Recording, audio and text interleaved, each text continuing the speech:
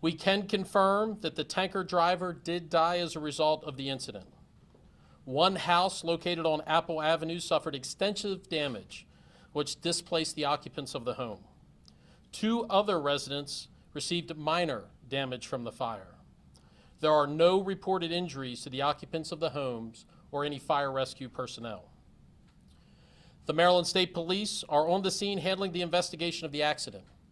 The Maryland Department of the Environment, the Frederick County Division of Fire and Rescue's Hazardous Materials Team, and the Frederick City Department of Public Works are on the scene and have confirmed that the hazardous materials involved in the incident are contained. And they were contained prior to reaching Carroll Creek. I'm also glad to share that the foam used in the firefighting efforts were environmentally friendly and did not include any PFAS material. There is some foam residue that is visible in Carroll Creek, and we're working with the Maryland Department of the Environment and Frederick City Public Works to contain the spread of that foam from the fire. There is no risk to the public at this time. On behalf of the Frederick County Division of Fire and Rescue Services, I'd like to thank our local, county, and state partners who worked so hard to keep the residents of Frederick City safe during this event. I'd like to turn it over now to Frederick City Mayor Michael O'Connell.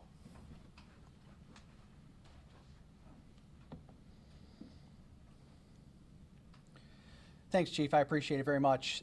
This is a scary day. A rapidly moving incident with a lot of moving parts, very complicated, and the agencies that you're seeing here today represent the best of what this county does when faced with a tragedy and a challenge. My thoughts are with the families of the driver and the residents who were affected by the fires that followed this accident.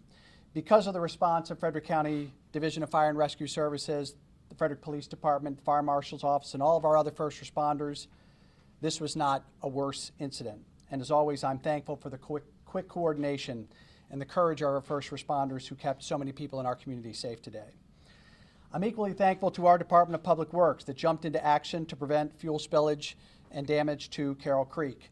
I would add, additionally, there were rumors of some of this material ending up in the city's sanitary sewer system, and we had no breach of the sanitary sewer system. So nothing into Carroll Creek, nothing into the sewer system. All in all, what could have been a really tragic incident was sidestepped.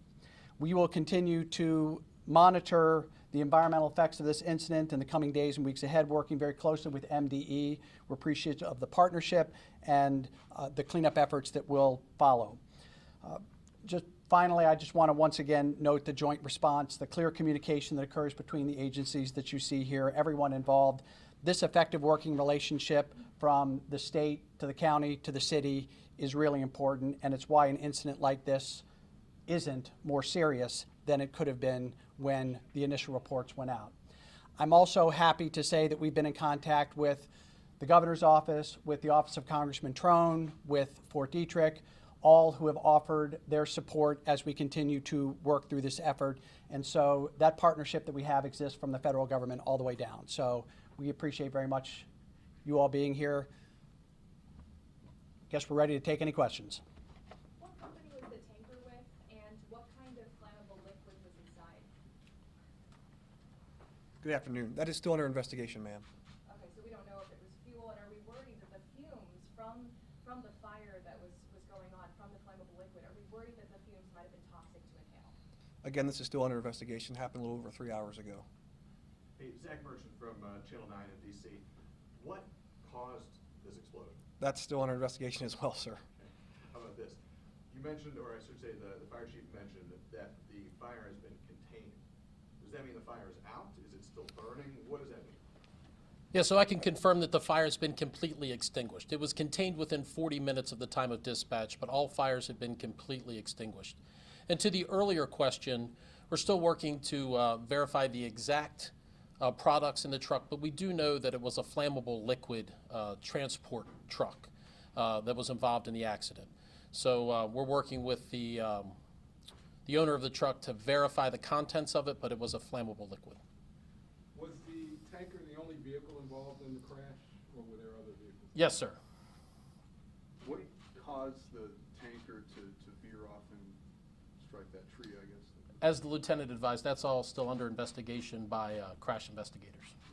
So when I was at the scene talking to people on Apple Avenue, there was crime scene tape that went up, and I overheard the trooper saying it was a crime scene. Can the trooper talk to and differentiate what a crime scene and an accident scene are? If it was a crime scene, what do you suspect the crime was? As far as that question, this is an accident scene, sir. It was a collision, Okay. not a crime scene at this time. I don't know who the best person to answer this would be. The logistics of all of this, I mean, y'all are fighting, flammable liquid, you're fighting brush fire, you've got a traffic incident. I mean, what's sort of the tick-tock of sort of y'all getting there and then sort of deciding what to take? I mean, obviously I'm assuming the fire's priority, but can you just kind of walk through the decision-making, what takes precedent, and how y'all had to sort of piecemeal this together to get things under control? Absolutely. As the mayor said, and as you had mentioned in your question, this was a very logistically taxing incident with lots of priorities that the first responders had to mitigate simultaneously. The success of our response to this incident is absolutely based on the relationships we have with our local and county public safety agencies, the Frederick City Police, the Frederick County Sheriff's Office, the Frederick County Division of Fire and Rescue Services, Frederick City Government and their Division of Public Works, Frederick County Government, all work seamlessly, and even as soon as the call was dispatched, phone calls were being made to enable the coordination of all of those public safety response assets. So it was very complex, but all of those agencies deployed rapidly to ensure that this wasn't a much larger catastrophe than it already was. Chief, this might be I'm sorry, you follow up? Oh, sorry, my follow-up was just, was it windy? Did that present any challenges? I know today's a windy day, I was just curious if that made life. So the wind did not complicate the incident at all. The largest complicating factor of the incident was the volume of flammable fuels that were involved, which created quite a significant fire load. And I'm sorry, there was a... Yeah, the impact on traffic. Are the roads still closed right now? How big is the closure? And walk me through how long you expect those closures to last. So I do know that northbound Route 15 is still closed and will be closed for an extended period of time while the investigation and cleanup continues. Coincidentally, with that closure of northbound Route 15 between Patrick Street and 7th Street, we have some ancillary Frederick City streets that are closed to assist with both the cleanup and the investigation. We do not have a projected time as to when they'll be reopened, but we have incrementally been able to release some traffic patterns back to normal to relieve the gridlock. And southbound is still moving freely. Yes, sir. Thank you. Did any federal agencies respond to this? Not as of yet. Can you repeat the question for the people watching? Yeah, so the question was, are there any federal agencies involved in the response at this time? And there are no federal agencies involved in the response at this time. Do you need to contact the EPA when something like this happens? So our direct contact and notification is the Maryland Department of the Environment. Their representative is with us here, and then they make any additional contacts and notifications beyond their office. In terms of the environment, it was mentioned that you guys are going to be monitoring in the next few weeks or so. What exactly does that entail? What is the process in terms of ensuring that no contamination took place in the creeks and rivers here in Frederick? Yeah, so cleanup's going to take some time. So we had a hydrocarbon or a flammable liquid fire or fuel leak that went across the ground. So we have to make sure that we contain that, which we have, and now it's a process of cleaning that up, removing earth and the such that's contaminated. And we do that with our partners in the Maryland Department of the Environment, their cleanup contractors, and they work directly with the Frederick County Health Department to ensure that the health of the public is maintained. Residents in the neighborhood told me that there's a little bit of concern there's not a barrier between 15 and the homes there. Is any plans? Can anybody talk about some of the safety measures that may be taken in the future to ensure that this doesn't happen again? As I think everyone who is familiar with Frederick knows, the Route 15 area through the center of the city has long been a transportation priority. We're trying to get additional lanes. We're pleased that there's construction funding in the Consolidated Transportation Program for 2028 to bring some additional lanes to this area. We think that's both a necessity for travel, but it will also improve safety in that corridor. Part of that conversation is the presence of sound barriers. The residents along that area certainly would like to see that, and that's certainly something that we'll continue to advocate for. We want the best, safest traffic through the city of Frederick that we can possibly get. Do we know approximately how many firefighters responded to the scene?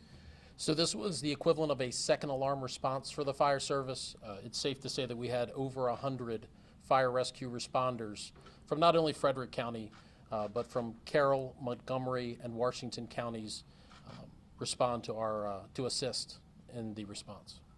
You mentioned extensive damage to one home that ended up displacing a family. Can you tell us about the extent of that damage, and then tell us about what you foresee about the homes that are next to that home? Yeah, so one house on Apple Avenue did sustain what we would call substantial damage. It is not currently livable, and we're working with the displaced occupants to make sure they're appropriately assisted in temporary housing. So I really can't go into much more depth other than that occupancy is no longer livable at this time. The two adjoining properties received what I would call superficial damage from the heat, things like melted siding and the such. So one house was damaged beyond livability, and two sustained superficial damage. Were there ever any evacuations of that neighborhood, or did you get a hold of it? So the incident evolved so quickly, the immediate neighborhood self-evacuated, and the firefighters were able to go in and contain the fire before additional evacuations were needed. So there were no structured evacuations during the event. We're gonna take like 3 more questions. This should be an easy one, I hope. Just rewind to the beginning of this incident quickly to make sure we're all on the same page. I know the trooper kindly told us that the cause of the explosion is still under investigation. I think someone up here mentioned, and it was confirmed at the podium, that this tanker struck a tree. How did this, was there a collision with another vehicle? What does the scene tell you at this point about how it arrived at that point? Again, sir, that part is still under investigation. Our crash team is out there conducting their investigation, and there will be a press release later this evening from our media of communications. But it is at least safe to say it was a crash. Yes, sir, this was a crash. Yes. Just dialing in on the point of what was in the vehicle, we heard reports that it might have been a gasoline truck. I mean, just can you square the circle of, we're still investigating what was in the truck with determining the harm or potential harm or lack thereof for the community at large? Yeah, so we believe that the products involved were commonly carried flammable liquids in the line of gasoline and diesel fuel. We have not confirmed the actual quantity yet, so that's why we were not being very specific. But we do not believe there's any harm or concern to the general public at this time based on that release. I didn't see.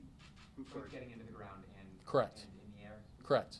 Our hazardous materials team has been monitoring the air in the area of the actual accident, and we've been working with our partners with the Maryland Department of the Environment to isolate the area where there's ground saturation of the fuel, and we'll be working to clean that up. Thank you. I guess the response with like hazmat suits versus fire suits, can you tell us why that response is different, or how that varies just from the casual observer standpoint? Yeah, so the Fire Rescue's hazardous materials team responds frequently as part of our fire rescue response to various types of emergencies. The personal protective equipment that they wear really depends on the hazards that they face. And in an event like this, they would wear flammable or protective equipment that would protect them from thermal insult, no different than their structural firefighting gear. So even though we say it's the hazardous materials team that's responding, they're coming from a fire station, and in this event would wear protective equipment that would protect them from thermal insult. We're having this conversation just a few weeks after what happened in East Palestine, Ohio. I think it's probably on everybody's minds in this room. I'd love to ask you this question, and also the mayor perhaps, but it's a fast-moving scene. Things are coming in quickly. But did that ever cross your mind? Did what happened in Ohio cross your mind, especially as this response unfolded? So not specifically. I mean, when we're moving to these incidents that are rapidly evolving, we're thinking about all of the possible hazards that we could face from a fire response standpoint, from a chemical involvement standpoint. So we approach these events and the response very systematically and very strategically. At the very beginning of the incident, it's very fast moving and we're reactive to immediate life safety needs. As those events start to calm down or slow down and we get the fires contained, we back up and start to work on some of the secondary concerns like the ground contamination. So we're working through those issues now with our response partners, but no, at the immediate onset of this call, our minds go to life safety, protecting people, and we really don't have a whole lot of time to think about other events in the nation at the time. If the mayor would like, if this is your community here, I know that you're not responding immediately like the first responders are. Did it ever cross your mind to think, my God, this looks like something we've seen? It's difficult for me because I'm an optimist by nature. So when I hear about any bad incident that's occurring, my first thought is to go to all of the things that seem like the most normal. An accident on Route 15, a house fire that might have, taken a turn. I don't think about the kinds of things that happened in East Palestine, Ohio. I'm kind of glad that my mind doesn't work that way, but I also understand that in the community, these are rapidly evolving incidents. It's easy for the mind to race. We knew that these were going to be questions that we were going to see here today. I'm just grateful that this looks like a fairly routine kind of accident that could occur on any highway anywhere in America, and that this is not anything more challenging than that. You hope every day when you lead a community that you will never be faced with dealing with those kinds of incidents.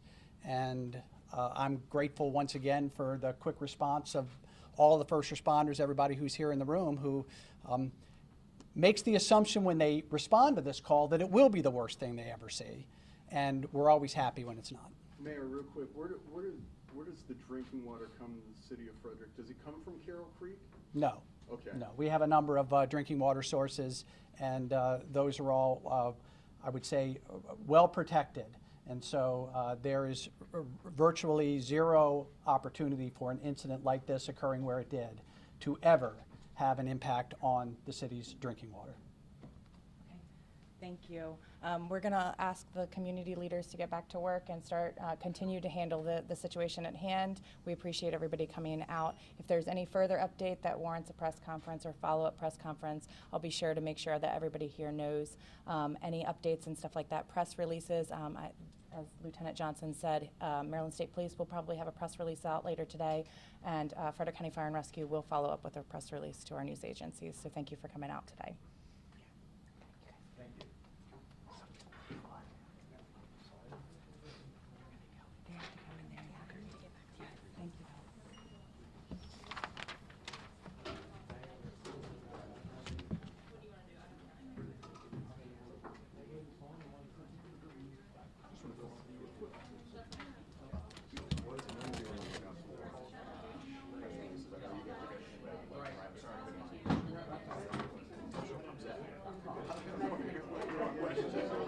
You're very good force about it. Are you a good person? Sheriff's office? Do you want to do the card? We'll do it like a letter. You want to just tap your number in there, and I'll text you the line.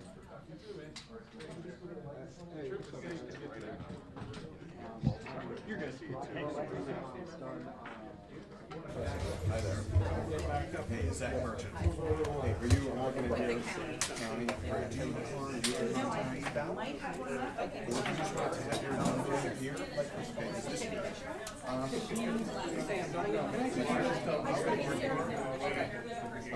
Get hers too. That's Sam. She's in New York.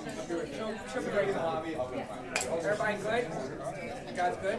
Ma'am, would you give me, is this your cell right here? I'm good, sir. Thank you very much. You guys good? I'm going to see if I have a word. Okay. You good? Across the room. Meantime, I don't know what to do. Yeah. Take a look. You're from Jay-Z? Yep. Right on. You know a guy named Sean Stryker? Yeah. He's a good guy.